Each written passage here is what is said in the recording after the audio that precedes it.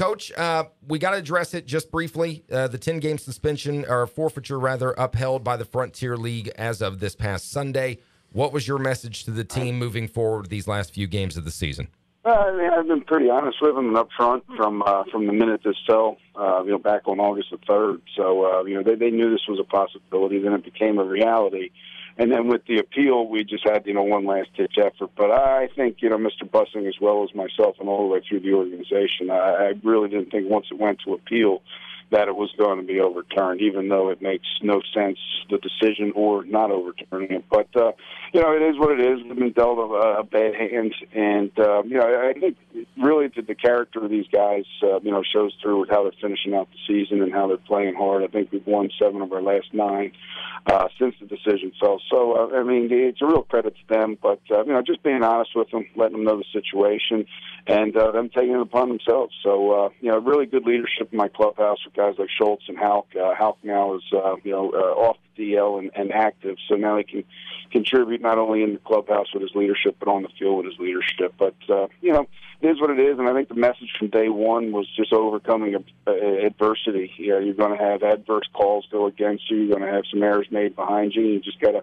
overcome the adversity, and if you need to get 4 outs in an inning, get 4 outs in an inning. If you need to get 4 strikes in an inning because an umpire missed one, you got to do it. But, those are things you can't control, and that's kind of the message from day one, and, it kind of got taken to an nth degree in overcoming adversity. But it's a real credit to the guys, more so than any message I could have given them. You guys got 5 games left in the regular season. You're on the road in Normal. Dropped the game last night, game 1 of that 3-game series. You'll be back at it tonight with those guys. First pitch scheduled for 6:35. But last night you guys had a 3-0 lead in that game. Unfortunately, it didn't finish out the way you wanted it to. You lose 4-3. Take us through last night's game a little bit, how things got started and how we ultimately got to a 4-3 loss. Yeah, it was. We scored 3 in the 3rd, and it was just some timely hitting and some good at bats, some 2-strike and 2-out hits, which you need against a pretty good pitcher in Johnson. So we eked out 3 runs, but we just didn't add to it. We had some opportunities later. We had first and second with 1 out. Grounded into a double play there, grounded into a double play later in the game. So we had some opportunity. We just didn't make the most of it with some timely hits. And then just one bad inning on pitcher Brett Marshall. He's been dominant his last 6 starts. Went out and just ran into a little bit of a funk there in the 6th inning, giving up leading off, loading the bases with 3 unexpected walks.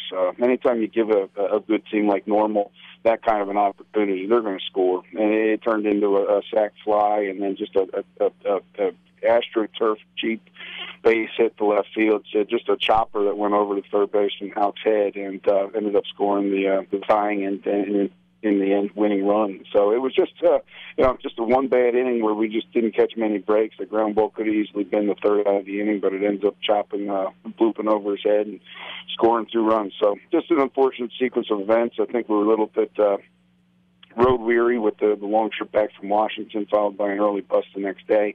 Not as an excuse because we came out well. We just didn't finish off the game. But hats off to Efren Nieves. Made his comeback last night. That was good to see. Through an inning and 2/3 scoreless baseball, and then also Connor Little continues to dominate. So a lot of good signs last night. I think it'll be a different story tonight because we know what we have to do to finish off the season. Well, you're still in that playoff hunt. You may have to do it the hard way now and go through the wild card game, but still right there where you need to be to make the postseason. Health-wise, you mentioned pitching returning last night. You've had a little bit of health issue on the mound. How is that coming along? It's been a couple of weeks since we talked to you. We kind of sure. You were a little busy, so we let you do what you needed to do on the legal side of things, and then we'll come back and talk a little baseball. But how's the health looking of the pitching staff and the team in general as you come down the stretch? I'll tell you, some guys really stepped up. I mean, if you think about it and you look back, we lost Stephen Nieves, who was probably our 3-starter. We lost Will Oliver to this decision, and we lost Preston Olson to injury. So we lost our 1, 2, and 3 starter all within a couple of weeks, which you do that anywhere, you're going to be in trouble. So, but luckily Trevor Walsh was there to keep doing what he was doing. And we had some big additions in Brett Marshall, who's really stepped up and thrown the ball well. Hunter Ackerman, who's thrown the ball well for us, too, was a new addition to trade with Joliet, and then a free agent sign of Blaine Howell. So really to replace, you can't replace those kind of innings out of Oliver and Olson and Nieves, but those guys really stepped up and kept us plugging along to where we really are in the position we are right now. I mean, it could have been a heck of a lot worse to lose your 1, 2, and 3 starter. But Preston Olson will be done for the year. It was just a very fatigued right shoulder. He's going to be fine, but we didn't want to take a chance with that, having him come back this year. Nieves he's been cleared to throw. He threw out of the bullpen last night, probably about 20, 25 pitches, and threw the ball real well. So we're happy there. And having the Connor Littles and the Lopez's at the end of the bullpen's been there all year. So that's been our rock all year. So we're okay. We could have been better, but we certainly could have been a whole lot worse. We're talking with Evansville Otter manager Andy McCauley on the Menard Studio Hotline. It's Ford and O'Brien on ESPN Evansville 105.3 online, ESPNEvansville.com. Coach, the Bats seem to have stayed alive, actually. I mean, it's the names every week that just seem to be ripping the leather off the ball a little bit. Schultz and now Shane Houck back off of the DL. Are you happy with the offensive output right now?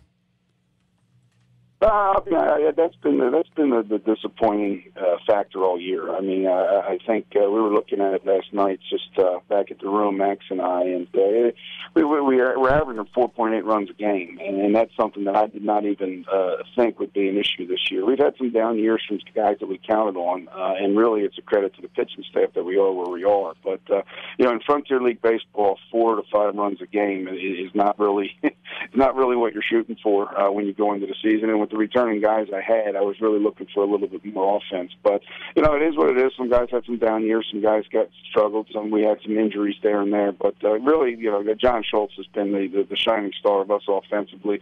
And I really think a real strong candidate for MVP for the league for what he's done. And, he's had to play left field with some of the other injuries every day. He hasn't had a day off in probably about a month and a half. But, real credit to him that he's been there for us and been the one constant, whether he's hitting leadoff, 2-hole, or 3-hole, where we've had him all year. He's been the one guy. Now getting Shane back, I think that's going to take a lot of pressure off some of the other guys like Dane Phillips and Sweeney to where they can, instead of trying to do too much, can just do what they're doing. So he's going to be a big shot in the arm once we get him back on track. And then he just missed two balls last night that he normally does not miss. So it's good to see that he's back in the lineup, and it'll be a couple of games till he's back in his form. But really looking forward to that. It's Evansville Otters manager Andy McCauley as he gets ready for Game 2 of a 3-game series against the Normal Corn Belters. That game in Normal pitch, first pitch scheduled for 6:35, and then you guys are back home for the final series of the regular season on Friday. 3-game series against the Rascals to wrap things up. Coach, we always appreciate the time. Always look forward to talking to you each and every week. Best of luck tonight, and we'll talk again soon. All right, sounds good. My pleasure, fellas. Talk to you soon.